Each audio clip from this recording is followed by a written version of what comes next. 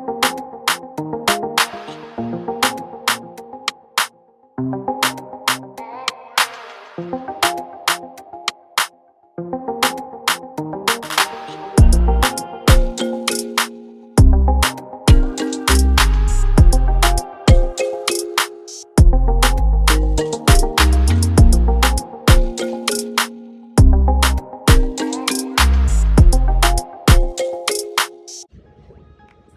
everyone, welcome back to my channel. So today we'll be talking about the things you need when you're traveling to Ghana. Sorry, by the way, I'm in the train. I'm heading to work now, and nobody's really around me, so I can take my mask off. There's no one around me. So yeah, for traveling to Ghana, you're gonna need a couple of documents, a couple of papers. It's a lot of stuff because of COVID. So obviously, the number one thing you're gonna need is your COVID test. So you need a negative PCR COVID test within 72 hours before traveling to Ghana. You have to have done that here in the States. I'm not quite sure about other countries, but for here, definitely you have to have it within. Actually, it doesn't matter where you are in the world. Everywhere is like that. 72 hours prior to traveling to Ghana. And you have to have paid your COVID test fee for Ghana, which is $150 online prior to traveling. And you should print it out because it's probably easier. It's because you don't want everyone touching your phone, because if they check your email, they'll all be having to check your phone. So I think it's just easier if you print out the receipt. So that's number one, your COVID testing. Make sure you're negative. In terms of people who are doing transit and stuff like that with travel, they should call the airline and find out how long the transit time will be. Well, they'll probably know it on their itinerary, but I'm sorry. But if you know like your transit time is gonna be like 12 hours, I mean, you should prepare ahead of time for that, because that means you won't reach Ghana, within 72 hours if your test is a little bit way too early. So again, take all those factors into consideration, especially if you have a flight that is going to transit. If you're coming from Europe, like if you're going through Amsterdam or you're going through Germany, or you're even coming from Dubai, because going from New York to Dubai to Ghana is like the longest trip ever. It's really long. I took it one time and I was like, I don't like the American flights that go to Ghana, because the flights are like old, like they're old planes that like, they don't look like the ones that they use in domestic flights. The international flights to Ghana with Delta is like, could be better, but they have like this huge monopoly over going to Ghana, so like you have no choice. They're the only ones that go to Ghana directly, the only ones. I remember when I was younger, they had North American Airlines, and then they had the Ghana Airways, which like disappeared. So those were the two that were going prior to that. And I've done so many ways of going to Ghana. I took Swiss Air when I was little, and that, you obviously you have to go to Switzerland to transit out. I took KLM to go to Amsterdam a couple of times.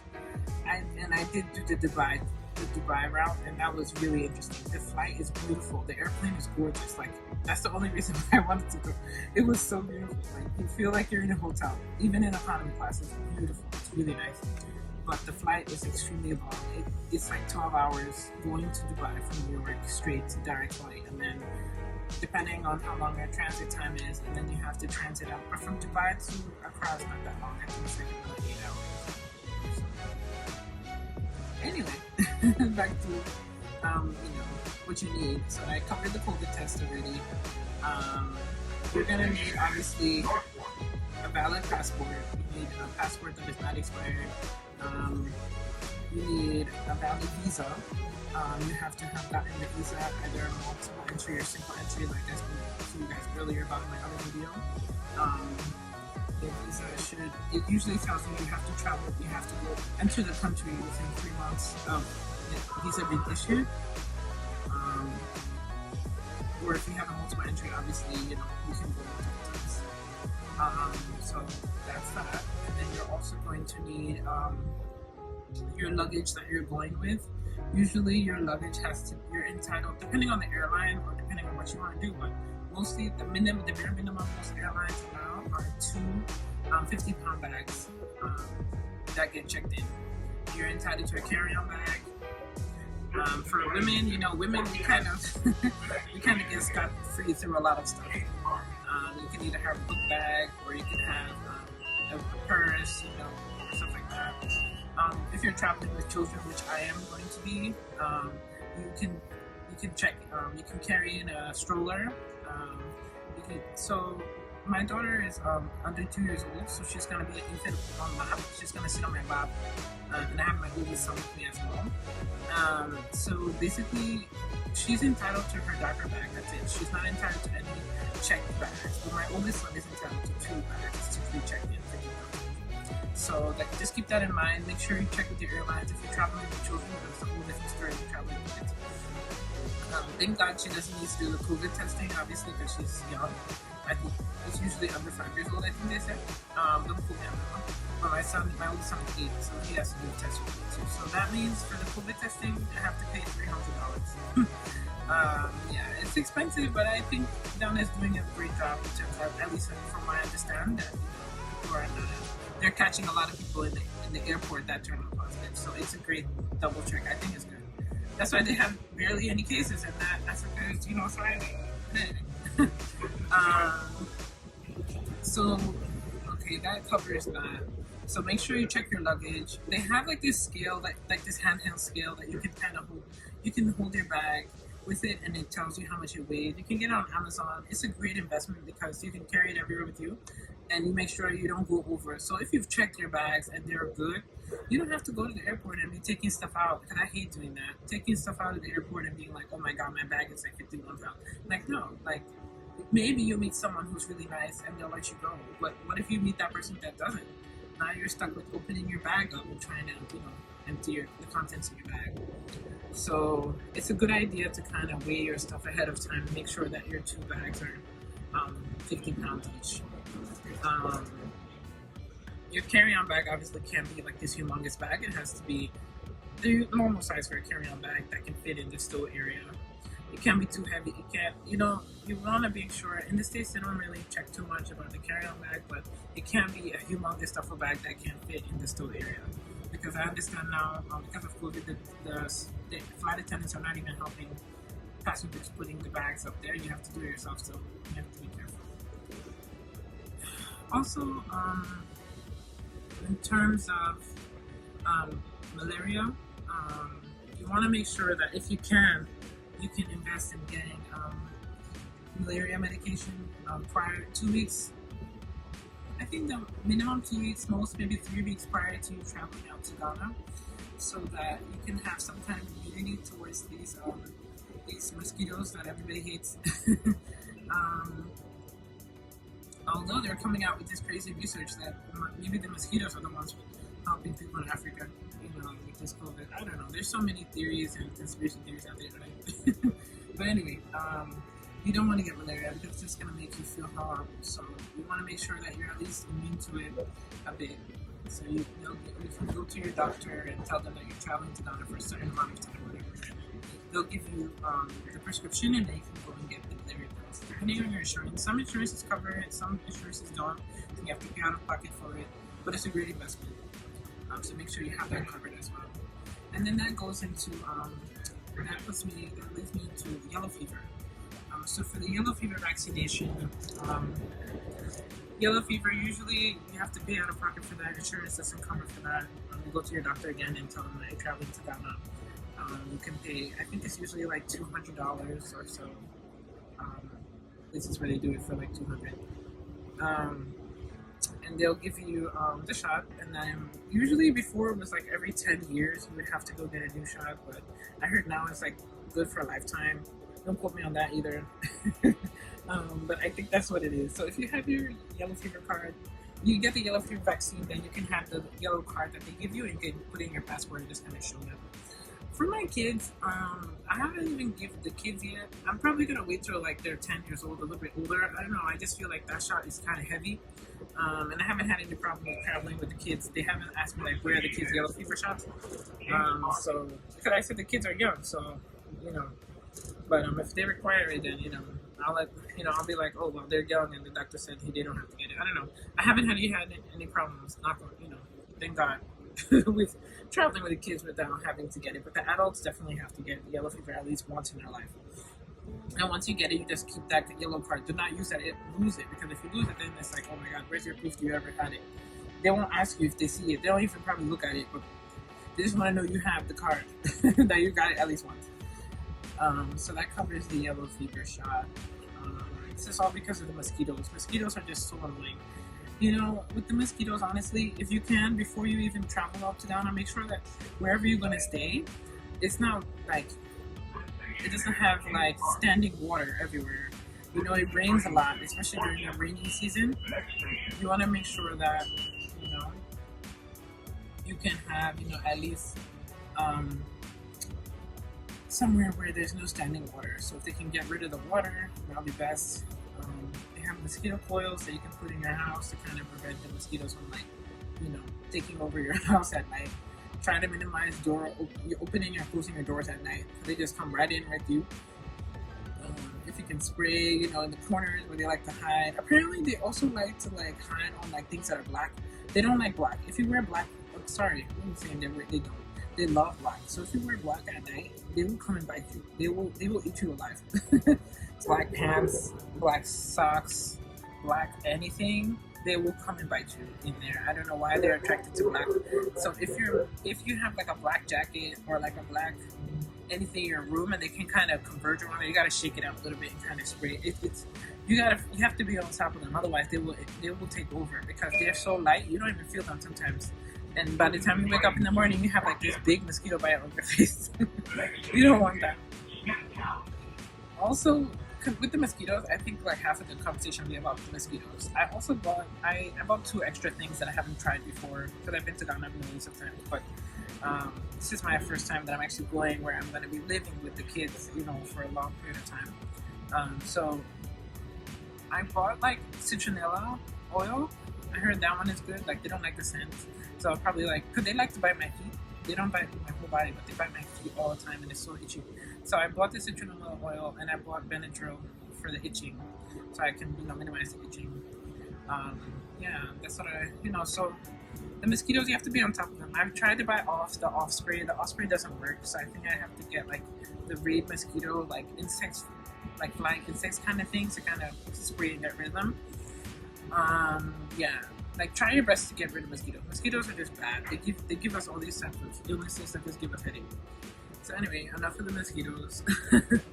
Yeah, in terms of money, if you're carrying money on you, try not to carry more than $10,000 on you, because you're gonna have to declare the money. And I don't know what process that is, because I've never carried that much on me, but I don't think it's a fun process. You have to go and let them know why you're carrying $10,000 on you and what are you gonna do with the money. They just don't like that. It's too much money at one time, and it makes them suspicious. So just try to carry less than $10,000 on you. I think if you want to use your debit card from the States or from any other country that you're coming from, just call your bank ahead of time and let them know that you're out of the country for this period of time, and they'll probably like put release a lock on it so that it can then work in a different country. I haven't tried it yet. Like, I have Chase. I haven't tried to use that yet, because I just don't want my card number like all over the place in different banks and around the world. So I just don't want to deal with that. So I'll just take the money I need with me and go, because it's better to have that hard earned cash. Because the rate, the currency rate too, that's another thing. You're gonna have to bring your money, and then when you bring your money with you, the currency rate changes all the time.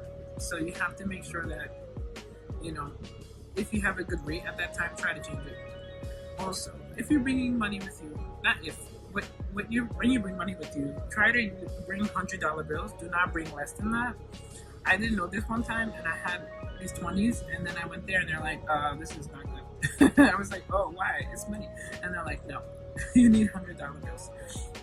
And not only do you need $100 bills, because that would give you more of it'll make it better for you when the money is being changed, you'll make more money, but also you need to give them new $100 bills, not the old ones. And mind you, in the States, we use the old ones still here, and they're still in circulation. I mean, not often, but they're still in circulation sometimes, and that I didn't know either. They're like, no, we don't want the old $100 bills, we want the new ones. Otherwise, they'll give you a lower rate for that older $100 bill. I was like, it's a $100 bill. They're like, nope. So make sure you bring your money in hundreds, and make sure you bring your money in new $100 bills. Let me repeat that again. When you're bringing money to Ghana, at least from the States, bring $100 bills and bring new $100 bills. Okay, that'll just save your life. Alright. Okay, in terms of phone, you need a phone out there. So I prefer to have an unlocked phone, even if I'm not traveling. So I have my unlocked iPhone. I use that everywhere. And if I go down, I just take my SIM card out from the States and put my SIM card from Ghana back in, and that's it. I don't want to deal with calling a company. Anyway, I don't have a contracted phone because I hate them. I don't have, no offense to people who have it, I just don't like it personally. You can, like right now I'm going to travel. Now I'm going to have to be owing these people every month, telling them that, I'm putting my bill on hold and this and that and then this and that. When you do it non-contracted, you don't pay, that's it. Your line is like, mind you, I have, someone that's going to cover me. I have that figured out because I don't lose my phone number, but most of the time, if it's non-contracted, once you don't pay, they'll cut the phone off. But in a situation where you have it contracted, you have to pay. And if you're not paying, it's a lot of money you're going to owe because you're breaking the contract. It's a whole big problem. And then in order to unlock it, it's tricky. I like to buy my phones unlocked already because I know because of the traveling that I do. So make sure you have, let me see, you can use an older phone. I don't think there's a problem. Just make sure it's unlocked because in Ghana they still use older phones. Most people have smartphones now, so it's just easier to use because whatever phone service you're going to use in Ghana, they're going to send you like SMS or like text messages on how to like rebundle or like put credit on your phone because Ghana is like most of the time you have to put credit on the phone in order for the phone to work. They don't really have too many options for like monthly payment, which I wish they did, because we abroad, we use our phones and we don't think about it. But in Ghana, like if you talk over a certain amount or if you use the internet data, which is the one that really takes a lot of money, without bundling, your money is going to be gone and you're going to be always buying credit. Oh my God. I'm not looking forward to that. That's the only thing I don't like. That you have to keep buying credit and credit and credit. But just kind of find the right plan for you. They have MTN, they have Vodafone, they have Tigo, they have Airtel and Tigo are the same thing.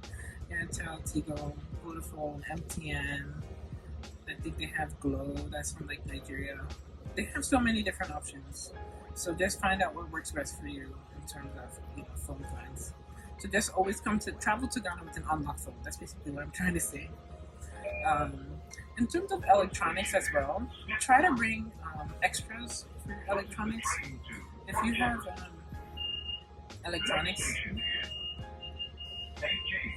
you have electronics, that like let's say an iPhone or like a MacBook or like anything like that, try to bring like an extra charger because you never know what's going to happen.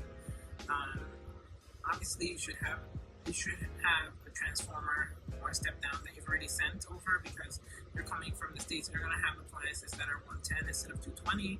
Ghana uses 220, America uses 110. Although the electronics, I understand, you can use them throughout. So they work from like 110 to 220. So you can plug it directly into the wall, no problem. But you never know. When they bring electricity back, sometimes it's too much power. I don't know why. And then it just burns the wire. So always have an extra just in case because trying to get those things out there are like really, really expensive for no reason. You can get them in the States for much cheaper, but over there, for some reason, they make everything really expensive in terms of like original Apple products or original Samsung products, stuff like that. So just keep extra of everything, stuff like that. Also, your like for me, someone who wears glasses or like someone who's on medications, you should have extras as well. Like I would have another pair of glasses just in case this falls or breaks. Or if I have like multivitamins that I like to use, I would just buy extras so I have them, especially for the kids as well. You always want to make sure you have extras of everything. In terms of medications, I have like a good amount of Pepto-Bismol, a good amount of Motrin, like things that I know that I'll need in case something happens. I don't want to be looking for them or using the similar brand because I've never taken that before. Because you never know, you might be drinking that water that doesn't sit right with you, and if it doesn't sit right, it doesn't sit right. And so you need to take something to please your empty stomach, your upset stomach. Also, if you have like a headache, you can take paracetamol. In Ghana, they take paracetamol, which is the same thing as Tylenol. But if you're looking for something specific, you might want to bring it with you. Yeah. So, in terms of water, um, sorry, this video is like going way into like things that you need in Ghana now. I don't know how this happened, but like in terms of water, when you get to Ghana, you should definitely have like a transition period. You shouldn't just go and get like the pure water or like the saturated water like right away. Like you literally came out of the airport and you're in the car and you're like, me tonsil, and you call somebody and no, don't do that. Don't do that. Don't do that. You should get your Bell Aqua or your Voltic. I'm not advertising for these companies, but I'm just saying they have very good water. So you're not questioning whether the water is good. It comes wrapped up and it's like in this plastic thing right around the bottom, top, and it's the water is good. But these sachet waters, you just landed in the country, your stomach is not used to that yet. Give yourself time if you even want to venture into those pure waters. But, literally, but yeah, I would say try to drink out of the Baltic bottles first, and then or the aquas, and then if a week or two you feel like even a week, even a month probably, depending on how strong your stomach is, you should probably just stick with this for a while to get your body acquainted, and then as time goes on, then you can try other waters. Let me see. I think that's it in terms of everything else. Obviously, you have to have your mask. You can have a bottle of hand sanitizer. I don't know the size, but it's a pretty good size. You can bring your Clorox wipes to kind of wipe down the airplane tables and chairs, just to kind of sanitize the area and make sure you're good. The flight is like 10 hours, 9 hours and change, or 10 hours from New York. So if you're coming from a different state, obviously you're gonna have to transit. But from New York, it's 10 hours. And it's at night, so it's like you're sleeping, you wake up in the morning, in the afternoon you're there. I mean, that's how the flight is now, but obviously maybe it might change in the future. They may have different flight time. But yeah, that's it. If I can think of anything else, I'll just put it in the description box. And just keep in mind that things change every day, so always check back on your airline's websites or on the Ghana Embassy website, the Ghana Consulate General website as well, because they'll let us know what's going on. So just keep that in mind as well, because things change all the time. Alright guys, thank you so much for watching. If you have any questions or comments or anything, please leave them down below. And always stay healthy and happy. Bye.